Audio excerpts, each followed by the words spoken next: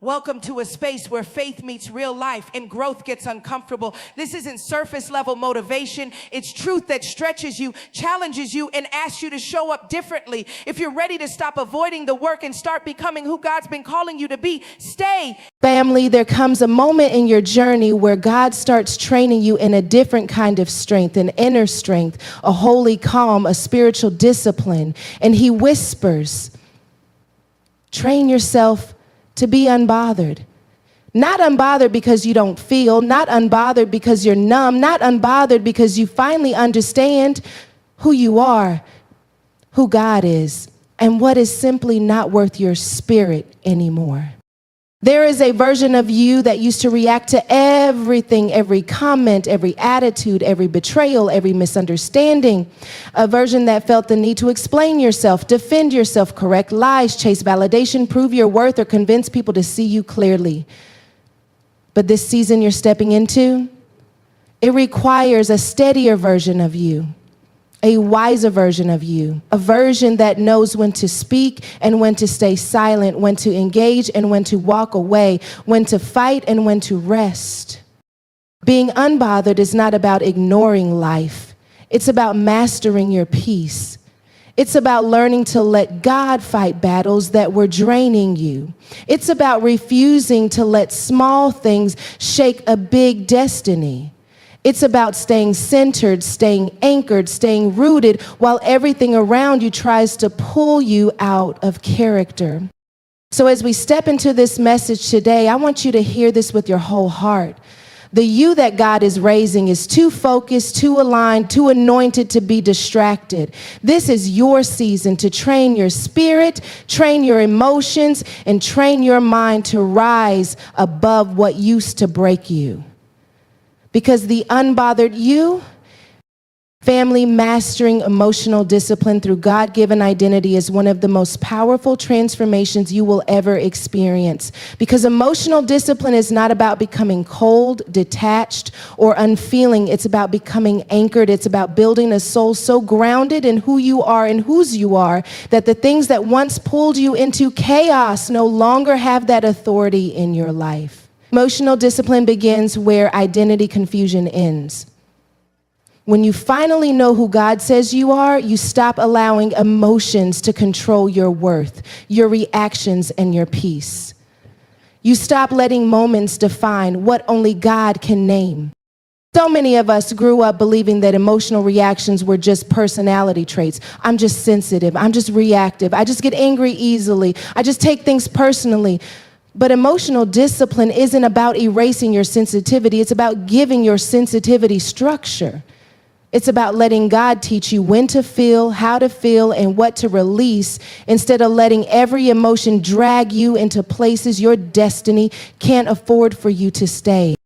Mastering emotional discipline requires first understanding that emotions are real, but they are not rulers. They are signals, not steering wheels. They tell you what's happening, but they shouldn't decide who you become in the process.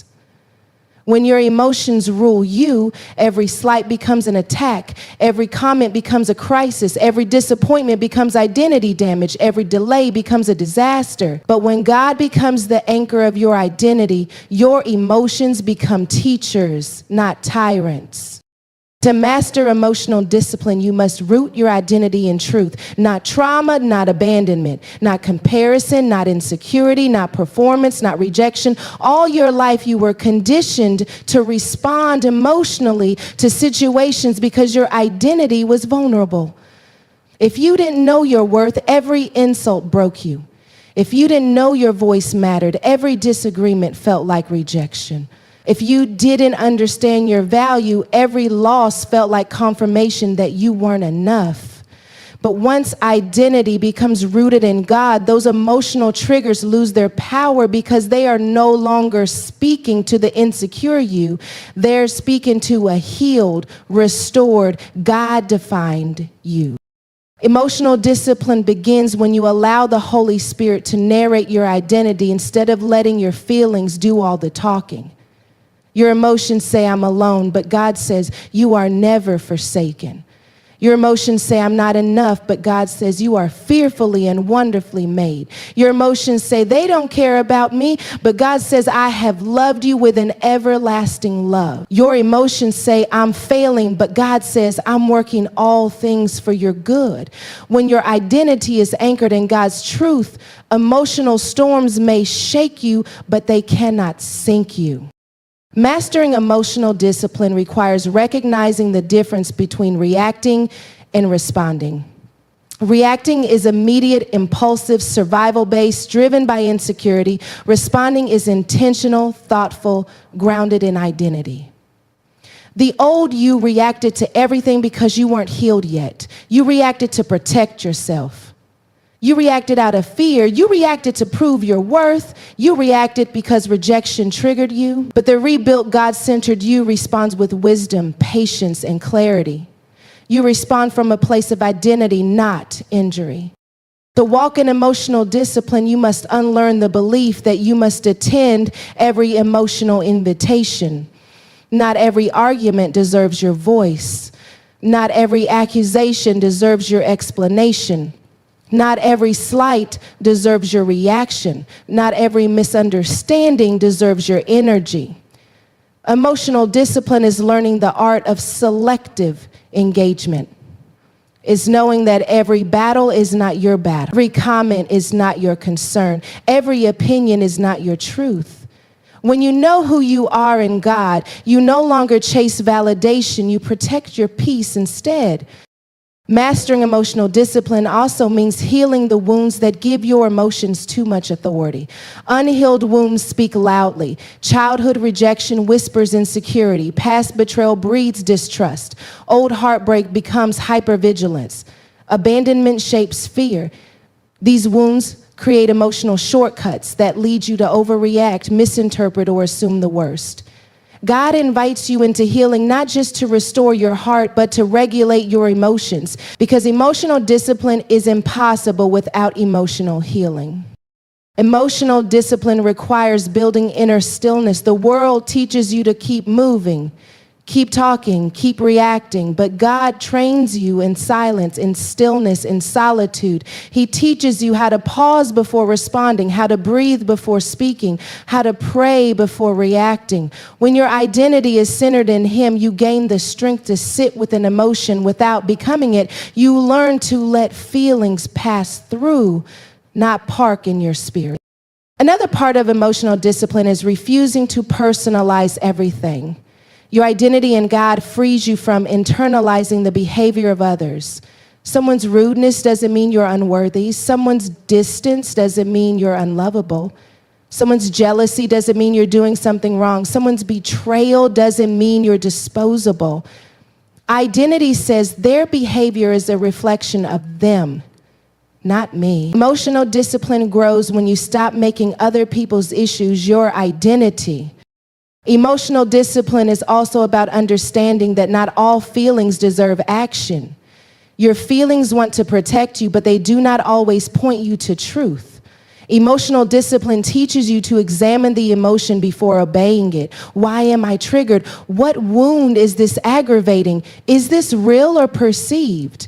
Am I responding to the moment or to my past? When your identity is rooted in God, these questions stop threatening you, because you no longer fear what the answers will reveal. To master emotional discipline, you must strengthen your spiritual perspective. When your identity comes from God, your lens changes. Every problem is not an attack, it might be a lesson. Every delay is not denial, it might be alignment. Every rejection is not failure, it might be protection. Above all, every negative emotion is not a signal to quit, it might be a sign to grow. Emotionally disciplined believers see life differently because they are grounded differently. Emotional discipline also requires understanding that peace is a choice you make daily. Peace doesn't come from perfect circumstances. It comes from a protected identity. When God becomes your anchor, you can experience chaos without becoming chaos. You can experience pain without turning bitter. You can experience conflict without losing yourself. You can experience discomfort without falling apart. Your identity builds a sanctuary inside of you where peace can live permanently. Mastering emotional discipline means learning to let God fight battles that your emotions want to fight on their own. Your emotions want to clap back. They want revenge. They want to defend. They want to be understood. They want to prove something. But emotional discipline says, God, I trust you more than I trust my feelings. It says, I don't need to respond to everything. I need to respond to you. It says, I don't need to win this argument. God will vindicate me. Emotional discipline also grows when you learn what actually deserves your emotional investment. Not every situation requires the full force of your feelings. When you're secure in your identity, you stop spending emotional energy on things that don't feed your purpose. You stop pouring into conversations that go nowhere. You stop explaining yourself to people committed to misunderstanding you. You stop allowing negative people to rent space in your mind. Emotional discipline is stewardship. It's choosing where your spirit flows and where it refuses to go. Mastering emotional discipline requires aligning your emotions with your future, not your past. The old you was reactive. The new you is responsive. The old you took everything personally. The new you takes things prayerfully. The old you let emotions drag you into battles. The new you lets God direct your peace. Emotional discipline is not about shutting down. It's about leveling up. It's about moving in a way that honors your anointing, not your anxiety. Emotional discipline is also rooted in self-respect. When you know who you are in God, you respect your peace too much to let it be stolen. You respect your calling too much to let it be drained. You respect your growth too much to let it be sabotaged. Emotional discipline says, my peace is my responsibility. It's saying my reaction will not ruin what God is building in me. It's saying I refuse to betray my healing to satisfy my feelings. Family, mastering emotional discipline through God-given identity is how you train yourself to be unbothered, not uninvolved, not numb, not detached, but spiritually unshaken. It's how you lose the need to respond to everything. It's how you stop letting emotions dictate your destiny. It's how you rise above old patterns, old triggers, old wounds, and old versions of yourself. Because the unbothered you is not careless. The unbothered you is healed, rooted, focused, and anchored in identity. Here. And you're asking yourself, how can I be unbothered? And that identity is what makes you powerful. Family, protecting your peace by choosing what deserves your energy is one of the most radical, life-changing forms of spiritual maturity you will ever step into. Because peace is not something that just happens to you. Peace is something you fight for, protect, honor, and intentionally guard. Peace is the territory of your soul, and everything in your life either contributes to it or contaminates it. And the moment you understand that your peace is a divine assignment, not an emotional luxury, you begin to treat your energy like something sacred instead of something casual. Protecting your peace starts with recognizing that peace is not passive, it is powerful. Peace is not the absence of conflict, it is the presence of alignment. Peace is not the lack of noise, it is the clarity of purpose.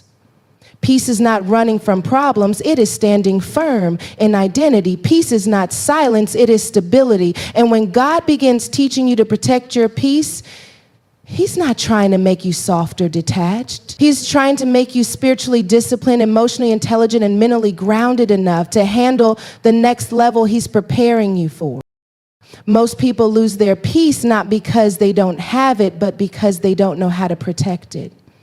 You lose peace by saying yes to things your spirit said no to. You lose peace by entertaining conversations you outgrew. You lose peace by responding to people who thrive on chaos. You lose peace by trying to fix what's not your responsibility. You lose peace by giving energy to things that don't feed your purpose. You lose peace by overthinking, overgiving, overexplaining, and overcommitting. And when you do, you wake up wondering why you're tired, heavy, drained, irritated, or spiritually depleted. God wants you to train yourself to be unbothered, not because he wants you indifferent, but because he wants you effective. An effective believer can't be pulled into every argument, every distraction, every emotional storm.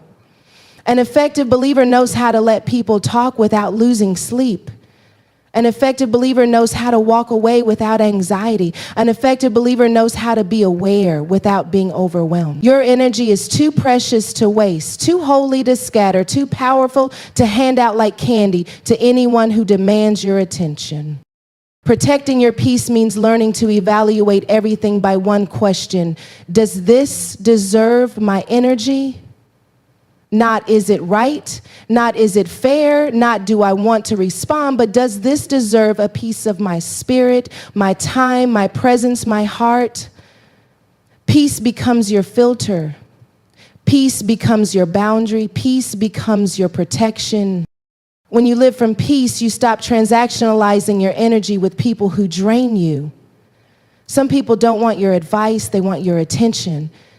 Some people don't want resolution, they want reaction. Some people don't want understanding, they want control. Some people don't want reconciliation, they want access. Protecting your peace means discerning the difference, because the more you grow, the more you will realize that not everyone is entitled to your energy. Protecting your peace also requires learning how to let things go without needing closure.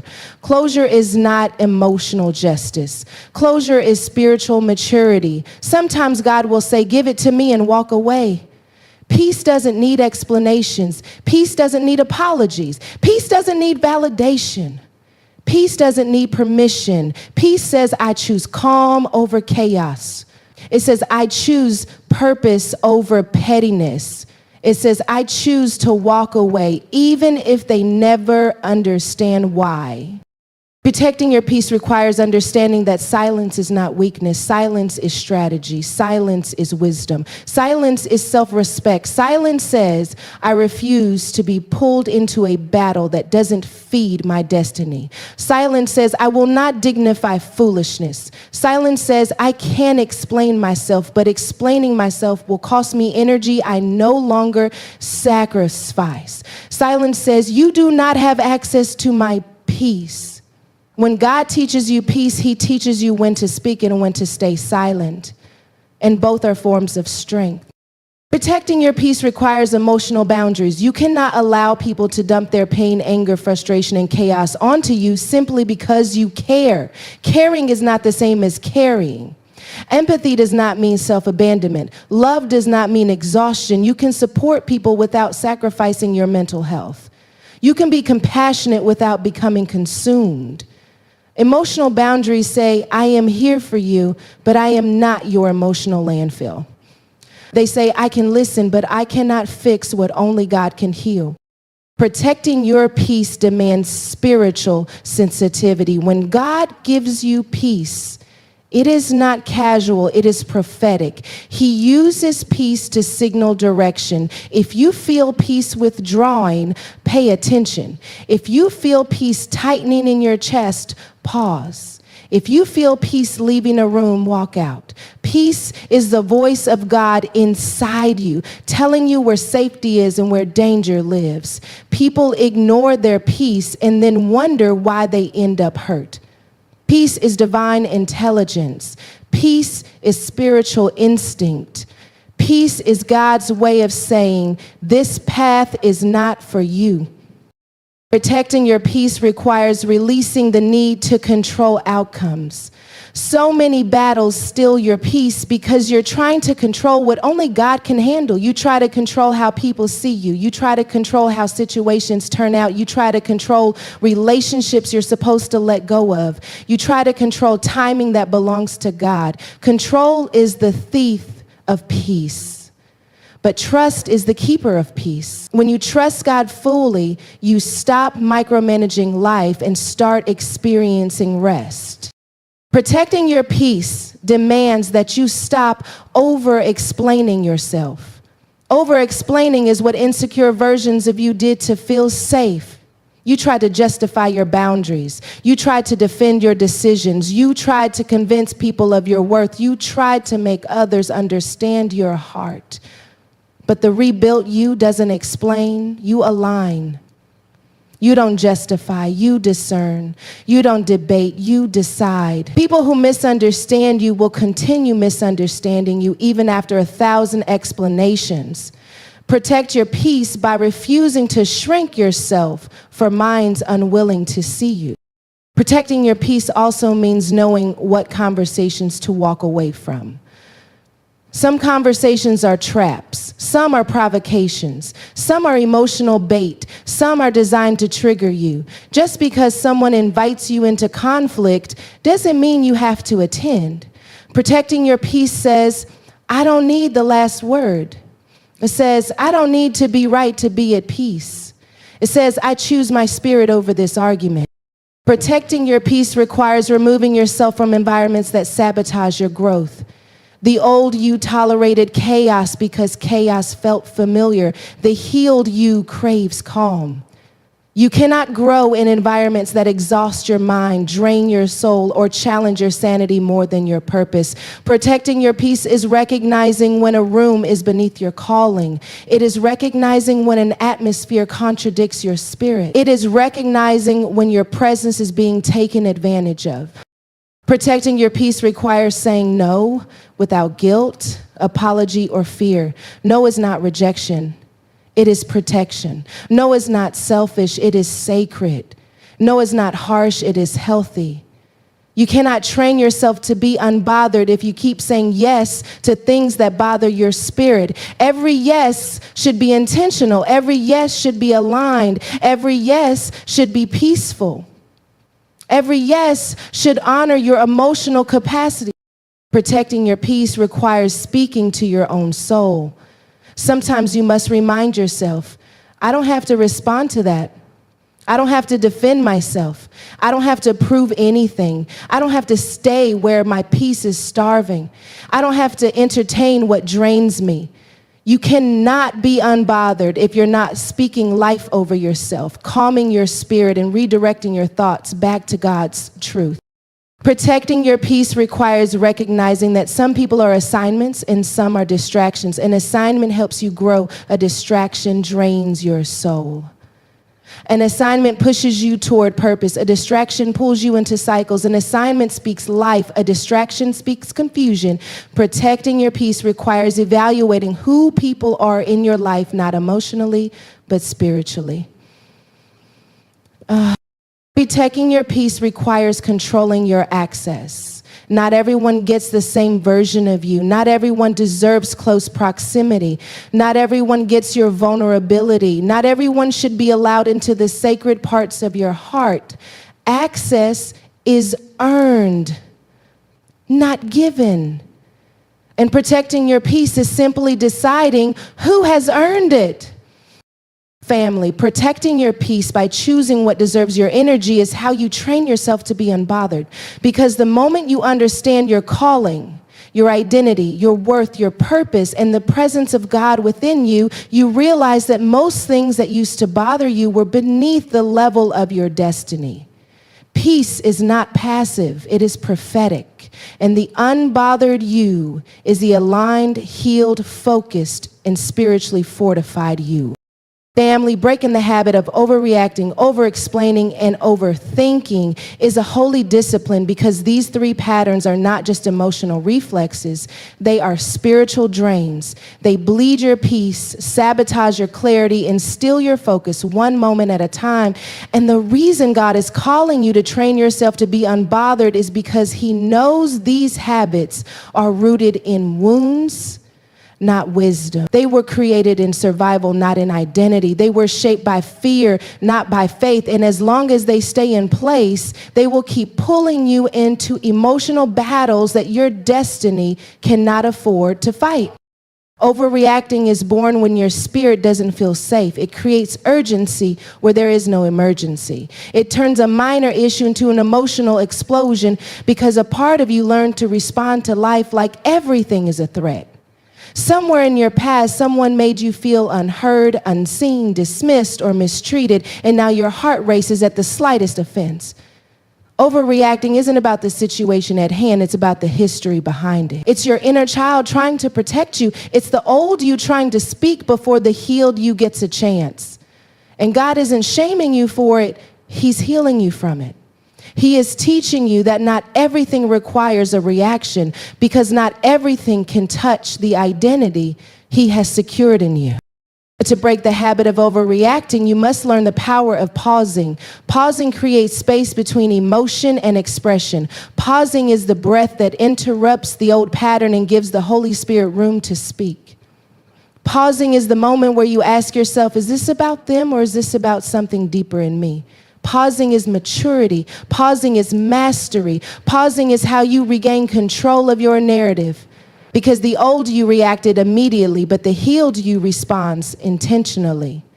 Overreacting loses its power when you learn that every feeling is real, but not every feeling is true, and not every feeling deserves a stage.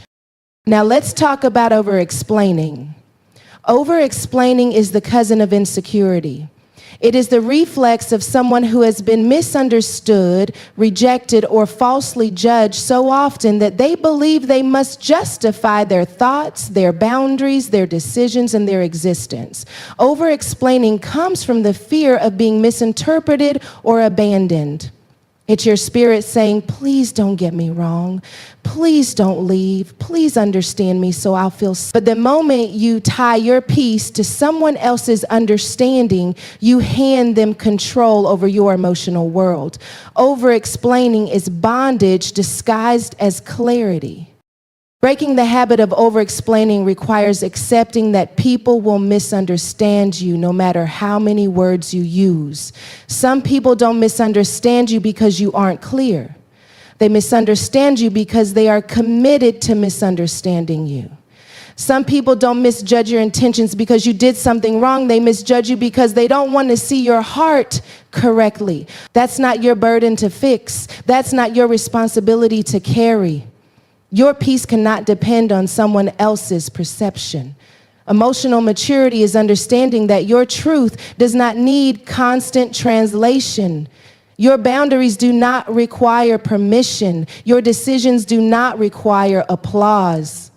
Your identity does not require validation. When you know who you are in God, you don't explain, you simply stand. Over-explaining ends when you realize that your worthiness doesn't need to be defended and your choices don't need to be debated. Your spirit grows quiet because it is tired of proving what your fruit already shows. And the more you walk in identity, the less you feel the need to explain yourself. People who align with your spirit will understand you without long explanations. People who don't will never understand you, even if you write a whole essay. Peace is choosing silence where insecurity once screamed. And then there's overthinking. Overthinking is a mental prison built out of fear. It is the constant replaying of conversations, the future tripping, the anxiety loops, the endless what ifs, the self-blame, the catastrophizing, the doubt, the spirals of insecurity. Overthinking is what happens when your mind doesn't trust your identity. Overthinking is what happens when you overstudy danger because past pain made you expect hurt. Overthinking is an attempt to control the uncontrollable, predict the unpredictable, and protect yourself from disappointment that may never even come. Overthinking is not a mind problem, it's a trust problem. It reveals where your peace ends and your fear begins. Breaking the habit of overthinking requires learning to separate imagination from revelation. Overthinking makes you create stories that God never told you. It makes you interpret silence as rejection, slow progress as failure, discomfort as danger, and uncertainty as abandonment. But trust says, I don't need to know everything. Trust silences overthinking, not by giving you all the answers, but by anchoring you in the truth that God is responsible for outcomes, and you are responsible for obedience.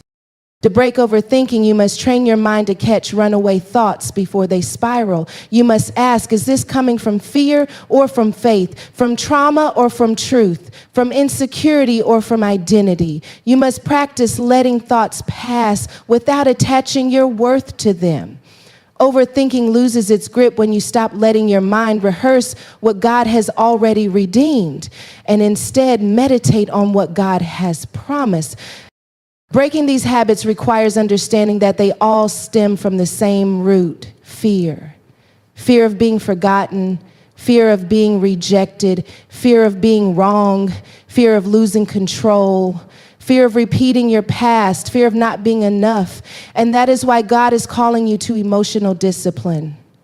Not to make you cold, but to make you confident. Not to make you detached, but to make you discerning. Not to make you indifferent, but to make you intentional. The unbothered you is not numb, it is healed. It is anchored, it is stable. It is aligned. Breaking the habit of overreacting requires grounding yourself before you respond. Breaking the habit of over-explaining requires believing in your own worth. Breaking the habit of overthinking requires trusting God with what you cannot control. And when you master these three areas, you begin to see life in a healthier, clearer, more peaceful way.